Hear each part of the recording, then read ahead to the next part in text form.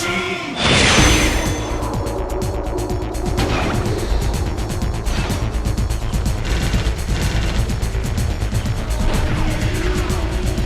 is up, YouTube? This is Anashi back with another Banlist update video. First Banlist of 2022 is finally here. It took a little longer than expected, and I'd assume it had something to do with Master Duel being such a major distraction. But now that it's here, it is a literal game changer. It doesn't go into effect until February 7th, which gives us plenty of time to prepare for all these significant changes.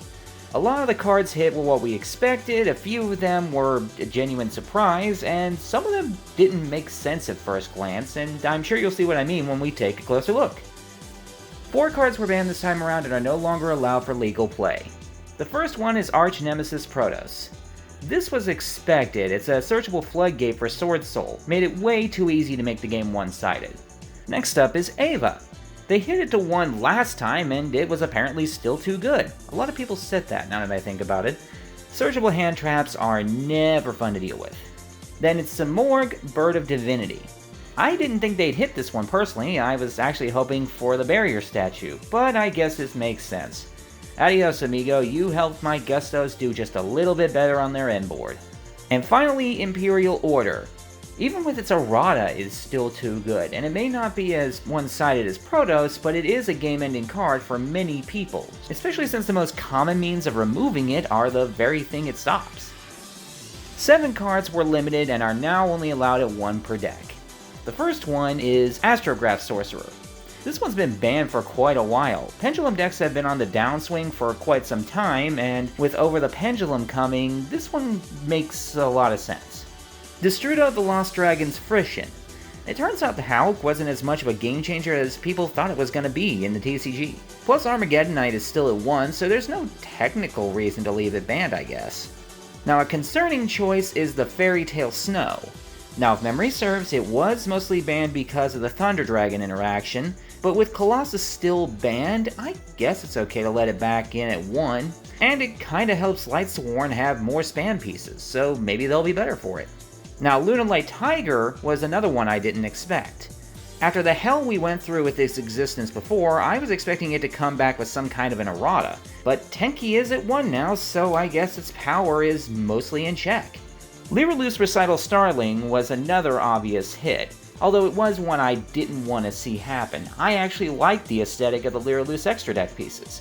But Tri-Brigade's given this archetype a massive bullseye on its back, so if that's the only hit they walk away with, then I guess that's fine. Now Monster Gate came out of nowhere. I had to ask around to be sure, but there were 3 main reasons as to why everyone seemed to agree as to why this card should have been limited. It was necessary to let Snow back into the game, El-Lich theoretically exists to abuse a card like this, and Machina Ruin Force FTK is a genuine problem. And finally, Pot of Desires. Apparently Sword Soul and a ton of other meta decks ran it as a 3-of, but I gather it's more because it's technically almost as free as Pot of Greed was. And I never thought I'd say these words, but this hit actually hurts my Thunderstun deck. Now 5 cards are semi-limited and only allowed at 2 per deck. The first card is A Hero Lives. Now Hero's got a huge buff with DPE, technically speaking, so I didn't expect this to happen at all. But hopefully this will promote the other hero builds to try a little harder and play. Next is Fusion Destiny. A lot of us expected this one to go to 1 possibly, or maybe even get banned, but that also helps explain why Hero Lives is going up in number. Increase the consistency of the deck itself, decrease the access to the problem enabler. Nadir Servant is one I was really hoping for. Dogmatic itself isn't necessarily a massive problem, but as an engine it is infuriating to see all the time. Salamangreat Circle was another one I kinda expected. Well, okay, let's be honest, I was actually expecting it to be either Circle or Gazelle, but either way it helps the deck out. Salad isn't doing anywhere near as much as we expected them to do. And finally, Scapegoat. Another unexpected release, but one I'm perfectly fine with. In fact, I can think of 2 of my own decks that I could probably put this in. Thanks for releasing your death grip on link spamming. And finally, 6 cards are unlimited and can now be run at 3.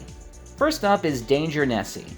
I'm always hesitant about Dangers being taken off the list, aside from Danger Noodle. And since this is a direct searcher, it might be enough to bring the engine back. Performapal Skullcrabat Joker. Makes perfect sense. They led it to 2 last list, and it changed nothing. Plus, we have Over the Pendulum coming soon, so that makes perfect sense. Red Knight's Darkness Metal Dragon also makes sense. After its errata, it's doubtful how many it will be played at, but I would assume personally 1 would be all you really need, and any more than that would just be extra copies. Emergency Teleport makes sense as well. It was put to 2 on the last ban list, and punks are almost here, so it makes perfect sense. And it fills the empty main deck slot from where I had to remove my Symbolic Sovereignty target. Raigeki is one that I should have expected, but just never did. Lightning Storm is leagues better than it, obviously, but that's a lot of front row killer now. I guess they were trying to equalize front row killers and back row killers? And finally, Skill Drain. What the actual fuck, Konami? We traded one shutdown card for another, and you upped the ante on the one you released? I am not happy about this change in the least. But if I am going to have to play Devil's Advocate, which is something I enjoy doing, at least it's easier to get rid of than Imperial Order. And that is the new ban list.